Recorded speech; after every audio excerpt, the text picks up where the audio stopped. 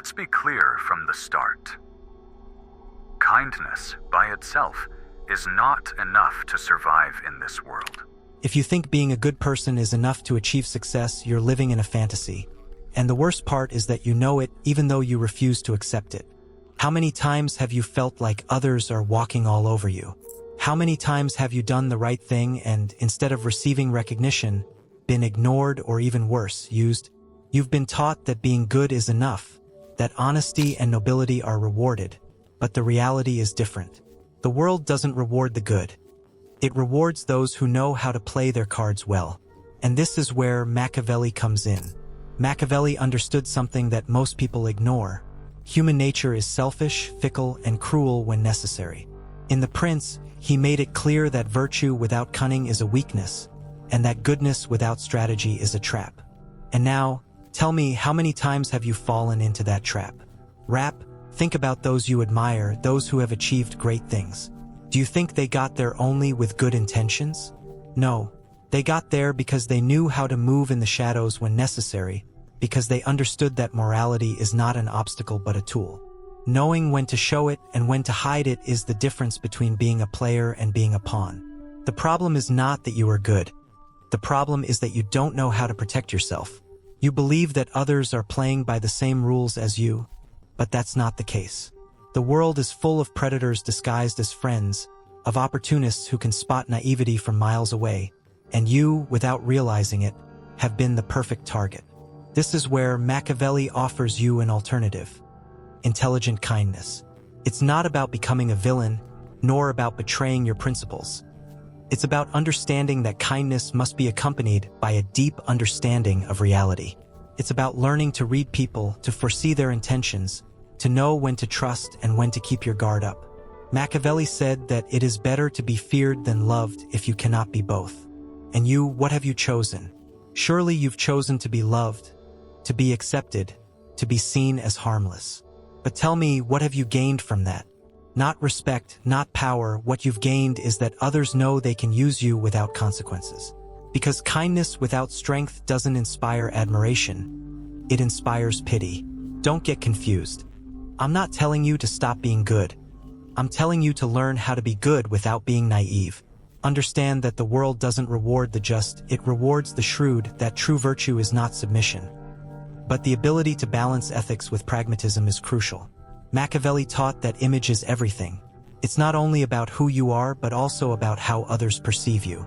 If you give the impression of being weak, they will treat you as weak. If you appear strong, they will treat you with respect. How many times have you allowed others to disrespect you out of fear of losing their approval? How many times have you stayed silent to avoid conflict, only to realize that this makes you lose more than you gain? It's not about being cruel. It's about being strategic. The key is knowing when to act, when to speak, when to retreat, and when to attack. Kindness is an advantage when used correctly, but if you let it go unchecked, it becomes your worst enemy. Many good people mistakenly believe that the world values purity of heart. It doesn't. The world values power, security, and the ability to make tough decisions. Kindness is only respected when it's accompanied by authority. Without power, your kindness is irrelevant. Machiavelli would tell you not to be a lamb in a world of wolves, not to let your morality turn you into a slave. True virtue is not submission, it's intelligence. It's not about passively adapting, but about shaping the environment to your advantage. Think about it. How much longer will you let the world walk all over you? How much longer will you be a victim of your own naivety? I'm not telling you to stop being good. I'm telling you to start being good in a way that benefits you. Learn to move in the shadows when necessary. Know when to smile and when to show your teeth. The world isn't fair, but you can learn to play by its rules and still remain true to yourself. Machiavelli didn't write The Prince to teach you to be evil. He wrote it to teach you how to survive. Now, tell me, are you going to keep living in the illusion that kindness is enough? Or are you going to start applying true intelligence? Consider this concept that very few understand: the perception of power. It's not enough to be strong, you have to appear strong. It's not enough to have intelligence, you have to project it. In this world, reality matters less than the perception others have of you. Think about this. How many times have you seen an incompetent person go farther than a talented one? How many times have you seen a manipulator rise while a noble and hardworking person remains stuck? This is no accident. People don't follow the good or the just. They follow the one who seems to be in control, the one who knows how to manage their image, the one who projects authority, the one who, even though they don't have all the answers, acts as if they do. Many fail by believing that the truth by itself is enough, that true competence will speak for itself. But the world doesn't work that way. The world doesn't reward those who are right. It rewards those who know how to sell their version of the story. Machiavelli understood this perfectly. It's not just about what you are, but about what others believe you to be. Perception is everything. An insecure leader doesn't inspire confidence, even if they're the most prepared. A worker who doesn't know how to make themselves noticed will never be promoted, even if they're the best. A man or woman who doesn't project value will never be desired, even if they have a lot to offer. That's why the key is not just in being, but in mastering the narrative about yourself, learning to control your image and create the right impression in every situation. It's not about deceiving. It's about directing the attention of others to what you want them to see. Think about this. In any social interaction, people don't perceive reality as it is.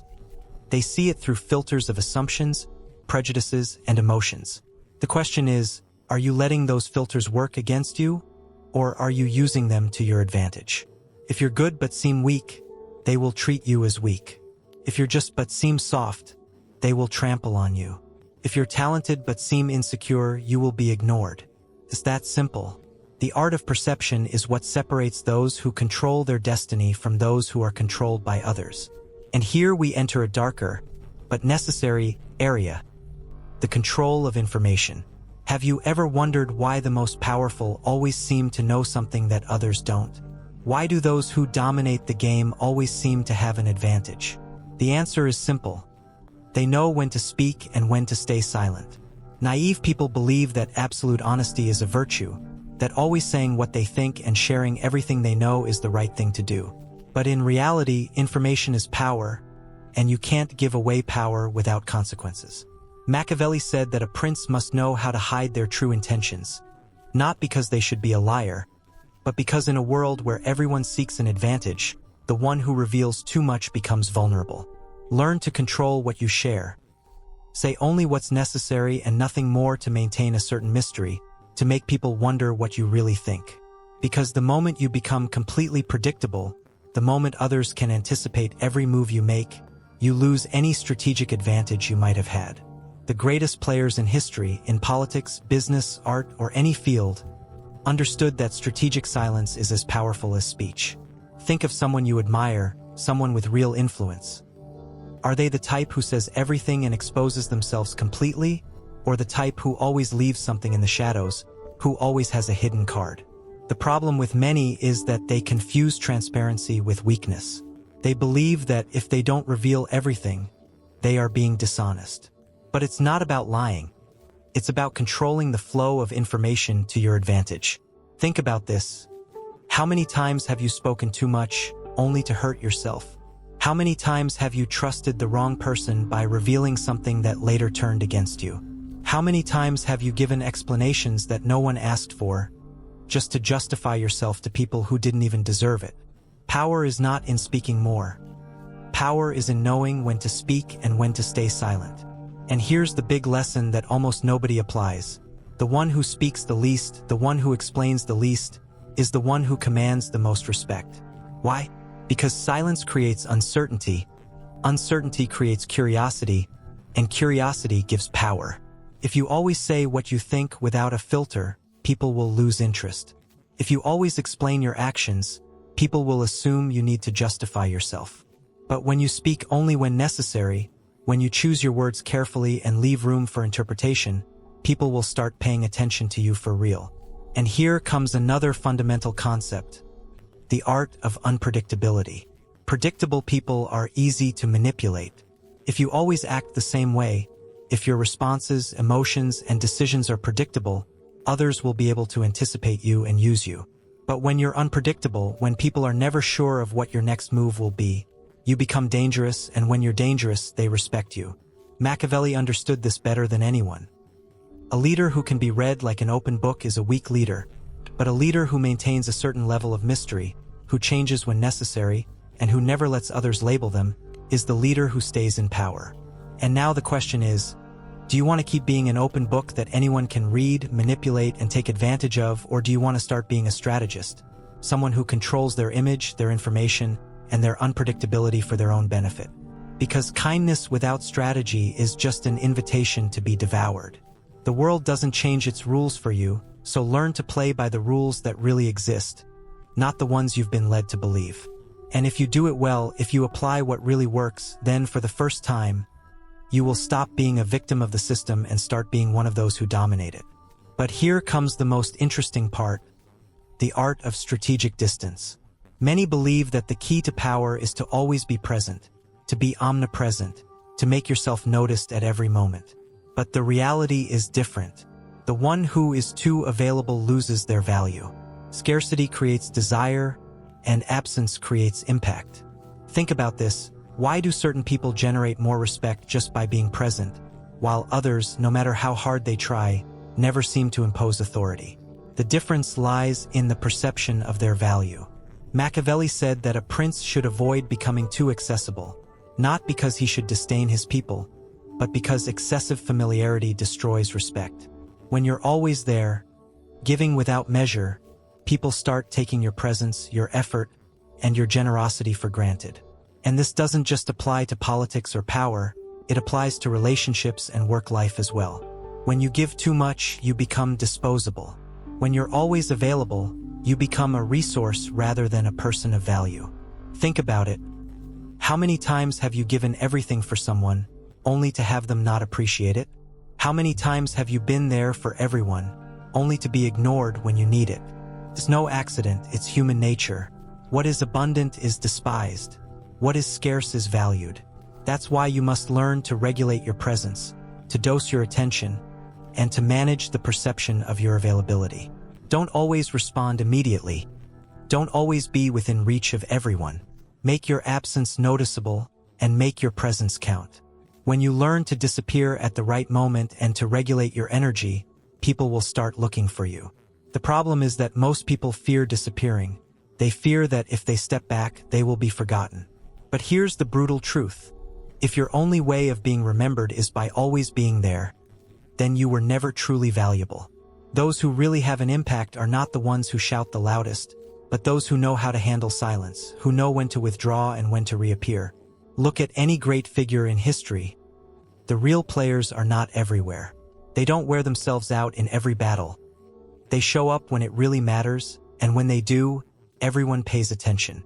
This brings us to another key point, emotional control as a tool of power. Here is where most people fail. Many believe that control is based on strength, aggressiveness, or imposing themselves with a loud voice and clenched fists. But true mastery, the one Machiavelli understood better than anyone, is found in the absolute control of emotions.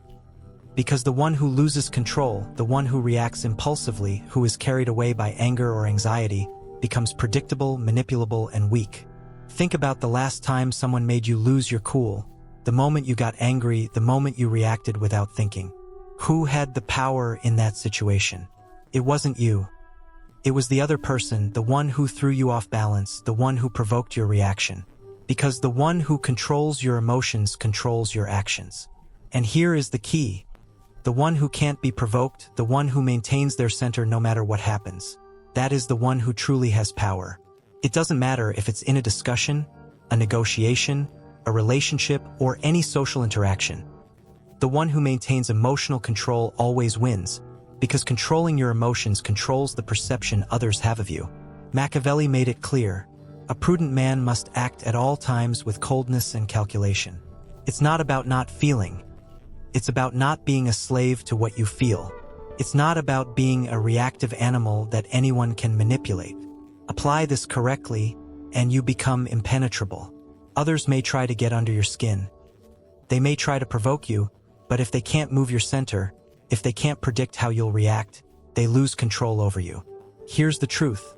Those who really dominate the game aren't the strongest. They're the ones who remain calm while everyone else loses their head. But in the sense of rewriting the script, The problem with most people is that they think within the limits imposed on them. They follow the same patterns, react as expected, and move within what is considered acceptable. However, those who truly leave a mark, those who change the game to their advantage, are the ones who dare to be unpredictable, who play by new rules, who do what no one expects. And here's the big secret.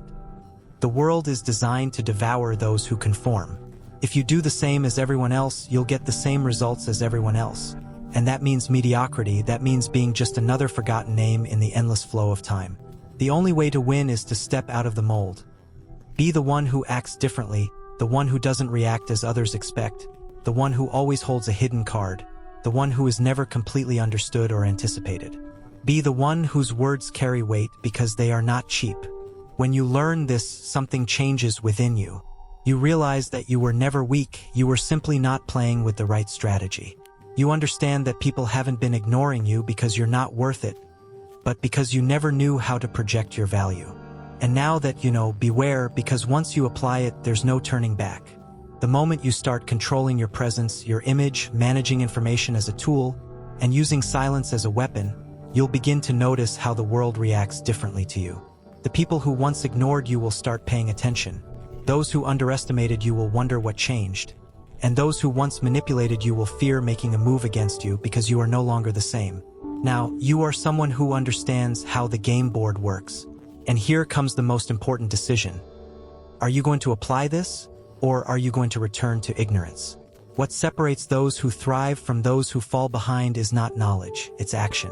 You can let this information float around in your head as an interesting but harmless idea, or you can start implementing it. The choice is yours. But I warn you, if you go backward, if you keep acting as you did before, you will be choosing to be invisible, choosing to remain ignored. Or you can start changing now with small movements and trials. Add a touch of mystery to your interactions. Control your urge to speak too much. Respond calmly instead of reacting emotionally. Retreat when necessary, and observe silently instead of rushing in without strategy. Small actions over time change the way others perceive you.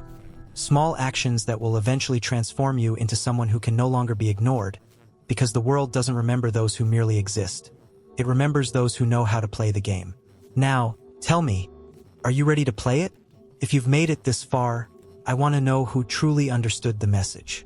Leave the phrase "power is in the silence" in the comments, and let's see how many of you grasp what it means to move with strategy. And if this video made you question something, if it made you see things from a different angle, subscribe, because this is just the beginning. See you in the next video, and remember, don't be another player in the system. Be the one who writes the rules. This leads us to the final key point: the power of strategic patience. Most people want immediate results. They want success now, respect now, power now. But what Machiavelli taught, and what the great players in history have applied time and time again, is that true power does not belong to those who act impulsively, but to those who know how to wait for the perfect moment to move. The world is full of people who rush, who act without thinking, who make decisions without considering the long-term consequences. But those who truly control the game know how to wait. They know how to observe and how to calculate. Think of a hunter. They don't shoot at the first movement. They observe, measure the distance, and wait for their prey to be in the exact position. Only when the moment is right do they strike. This is the game of power. It's not always the one who moves first that wins. It's the one who moves at the right moment. Machiavelli said that fortune favors those who know how to adapt to circumstances. It's not about running in every direction. It's about knowing when to accelerate and when to slow down. Mediocre people act on impulse. Strategists wait for their opportunity. And now I ask you, are you one of those who rush in without thinking, or one of those who wait for their moment to strike with surgical precision? Because in this world, power does not belong to the fastest. It belongs to the smartest, to those who know how to handle perception, information, distance, emotional control, and strategic patience. If you apply all of this, you will stop being a victim of the game and start being a true player. The world will remain ruthless, but now you will know how to play by its rules. But here comes what truly makes the difference between those who just survive and those who dominate their destiny: the ability to become an anomaly in the system. Now you know. Now you understand that kindness alone isn't enough, that perception is everything, that emotional control is a tool of power, that strategic patience beats impulsiveness, and that scarcity increases your value. But what good is all of this if you keep acting like everyone else has until now? If you want different results, you must become someone who doesn't conform to the traditional rules, not in the sense of breaking them without purpose,